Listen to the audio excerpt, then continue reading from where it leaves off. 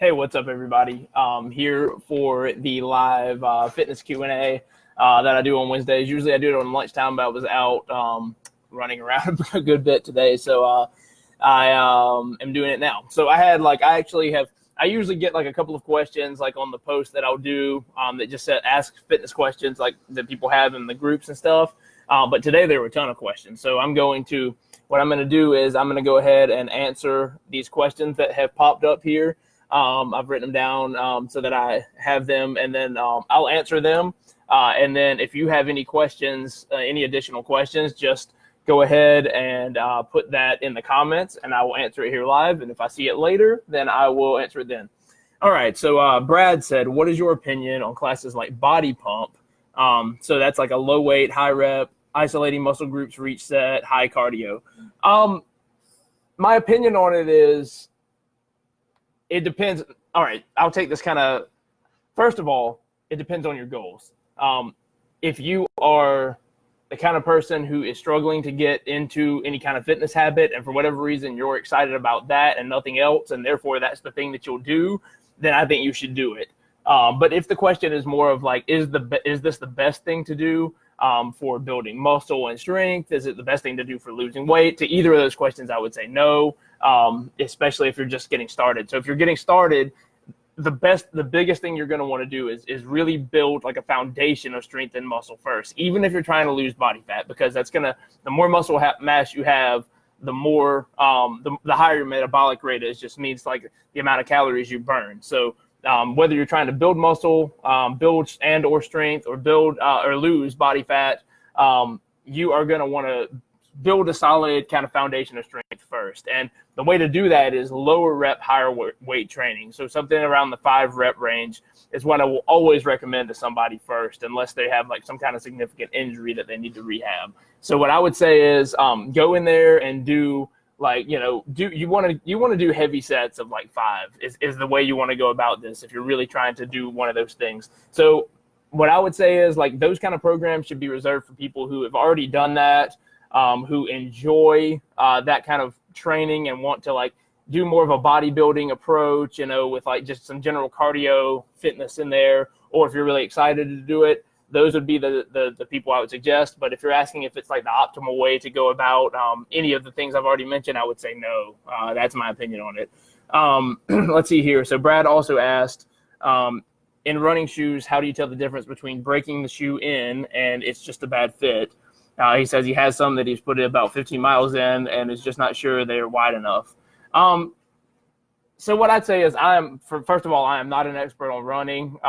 If people are if I'm coaching somebody who is trying to run, like, we'll run, and I've ran before. I know how to I know how to do this. How to coach somebody through like general running type things. But if somebody's training for like long distance, like marathons and things like that, I'm not the coach for them. I'll refer them out to somebody else who does that kind of thing. But just kind of some general advice on it would be, go in, get fitted. Don't just kind of like go in and go by whatever your general shoe size that you wear, like going out and about. You don't want to, this is like a shoe for a purpose, not just a shoe for leisure. So like go in there, get like professionally fitted by somebody, go to maybe a higher end store, even if you don't plan on buying something from them, whatever.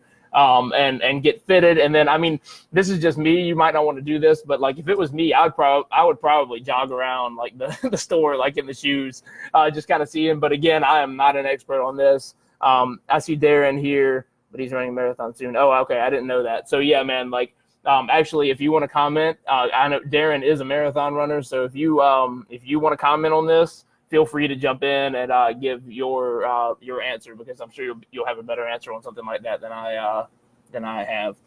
But yeah, something like that, just like making sure that they're. But again, even jogging around the store in some shoes is not going to be comparable to running 15 miles, obviously, unless you're going to spend a long time in the store. So yeah, I would just suggest doing that and then listening to whatever Darren says. Okay, let's see. Lewis says, what's a good way to build muscle without agitating the shoulder? Well, this depends on what do you mean by agitating the shoulder. So I don't know your circumstances.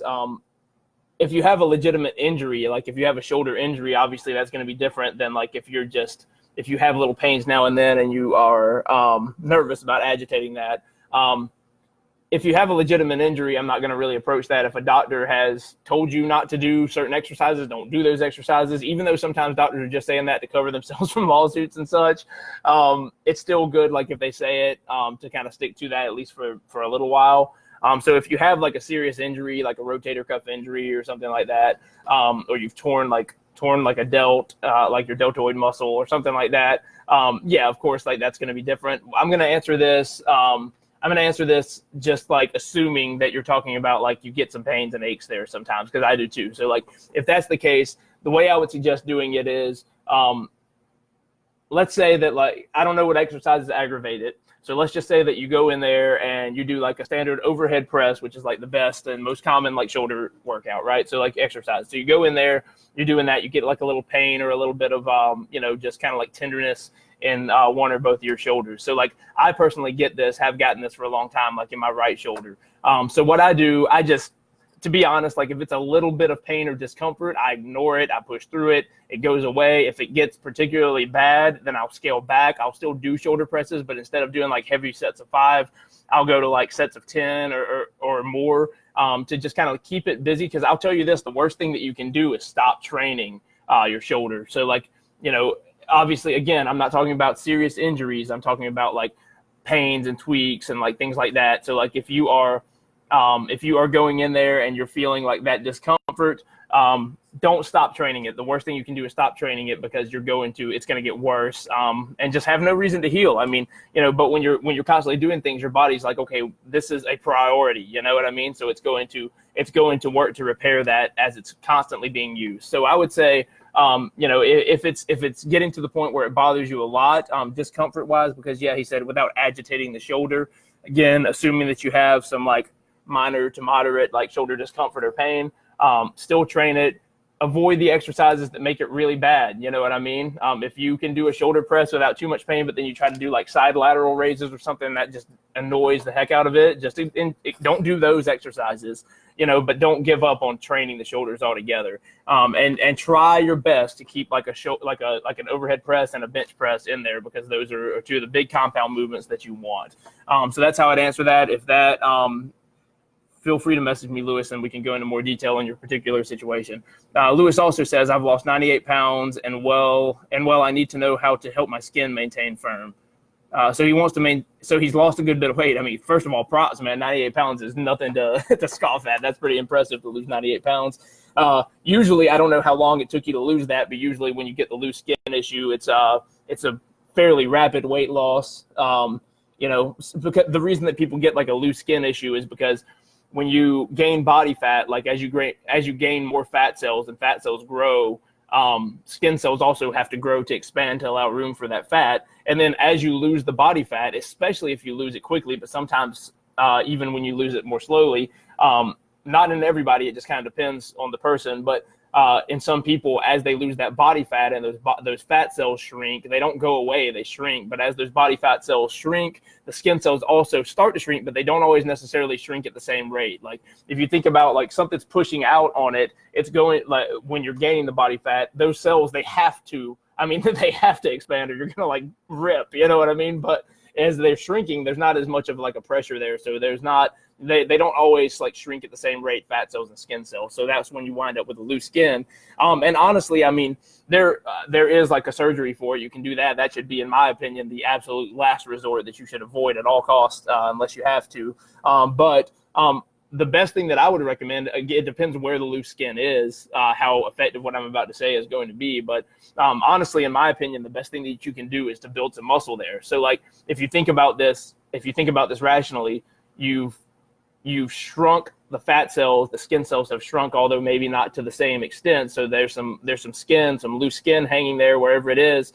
So if you can build some muscle in that area to kind of push back against that skin some, obviously it's going to tighten it up some, and it's going to tighten it up in a much more desirable way from what most people want to look like than if it were more body fat again. So I would encourage you to do things to build muscle there, i.e. resistance training, so you're going to want to do some form of that.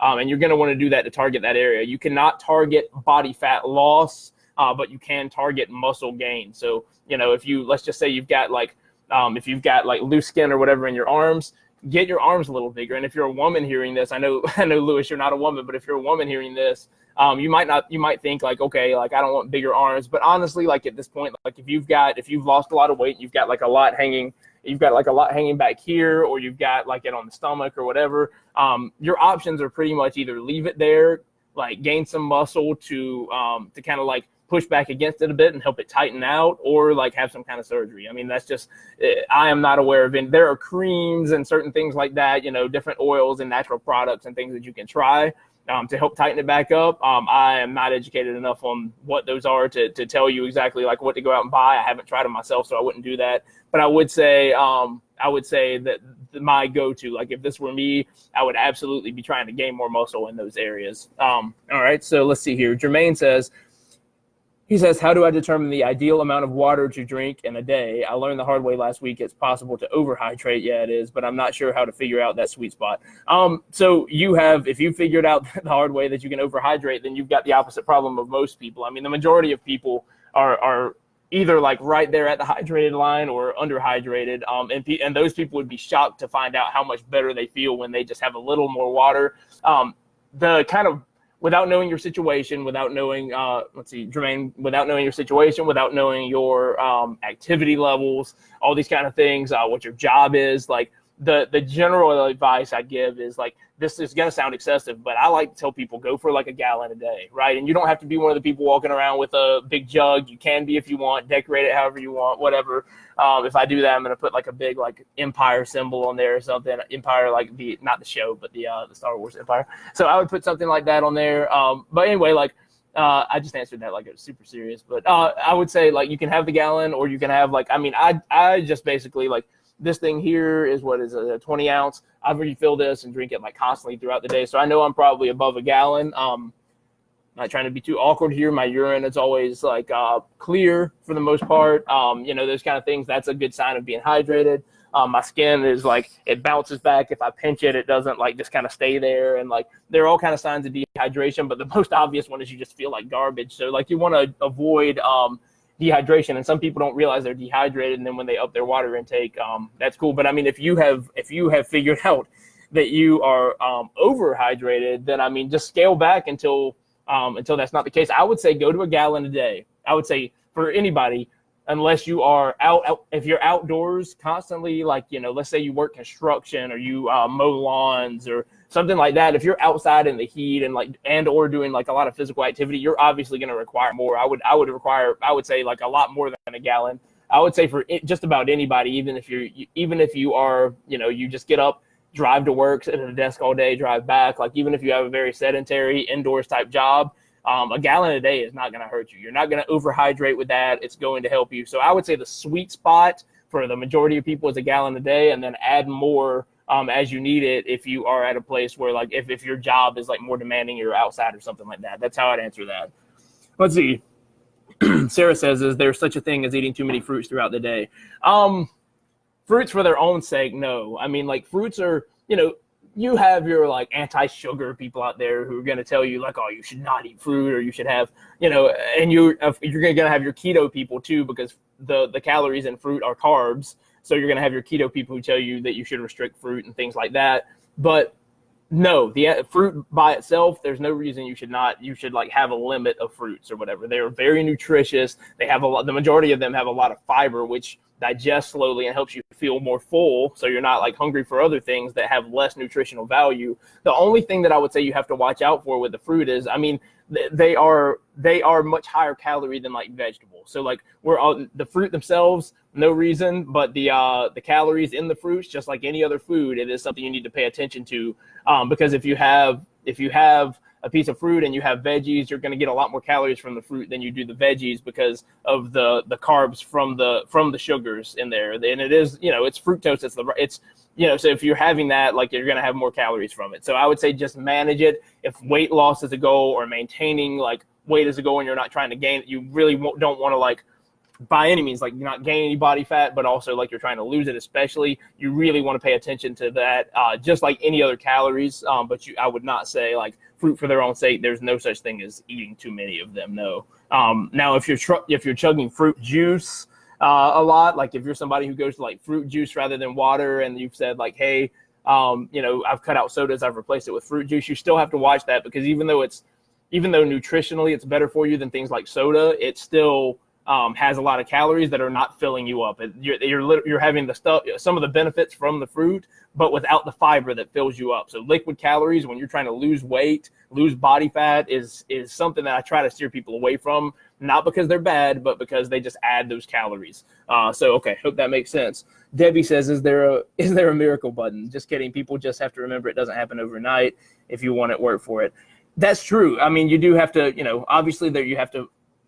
I think a lot of times, I mean, especially in our culture, in our society, on social media now, I mean, the fitness space is saturated, and you have a billion people out there like, buy my 30-day challenge, or like flat abs in 6 weeks or whatever. And I hate that. I will tell you, if you see that kind of stuff, it is a red flag. Avoid people who put a specific time frame on your fitness goals. They don't know your life. They don't know what you're struggling with. They don't know your schedule. They don't know your money. They don't know anything. So if somebody's throwing out that kind of stuff, ignore that. Run away from that. Please, I'm begging you to avoid that. I got a little passionate there. I know. Avoid those kind of people who are telling you stick to this.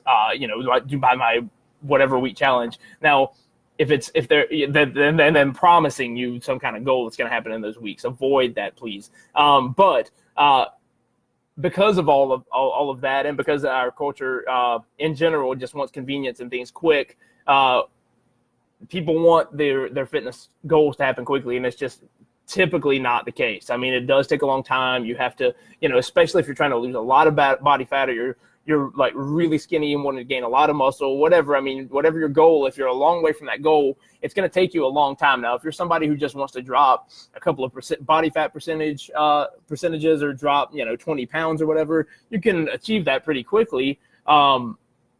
But it's still not going to be overnight. It's still not going to be in a week. At least it shouldn't be if you want it to be sustainable. So I agree with you, Debbie. I would just say some people, you just have to focus on one step at a time rather than just like going all in, because that all or nothing mindset will kill you. Zach says, what do you think of Tom Brady's workout and nutrition plans? Okay, so I don't really know much about it. I've read a little about it. I don't watch football. Like I don't really watch much of any sports unless you consider pro wrestling a sport. And I know most people don't. So Tom Brady, his workout plan, what I know of it is that it's heavy on bands, like resistance bands. He doesn't to my knowledge, it's very limited. But to my knowledge, he doesn't use like barbells, dumbbells. He uses resistance bands, and he gets a bunch of massages, right? So like that's what I understand about his training plan. And then his nutrition plan, I'll take these one at a time. And then his nutrition plan is like mostly whole foods, you know what I mean? And he's got some kind of rules in there of like meal timing. And I've seen something weird about like not eating fruits with other, fruits is a theme today, like not eating fruits with other, combining that with other meals or something, with other types of foods for whatever reason. So on the training piece of it, I'm going to tell you, well, let me say the food thing first because it's going to be more positive.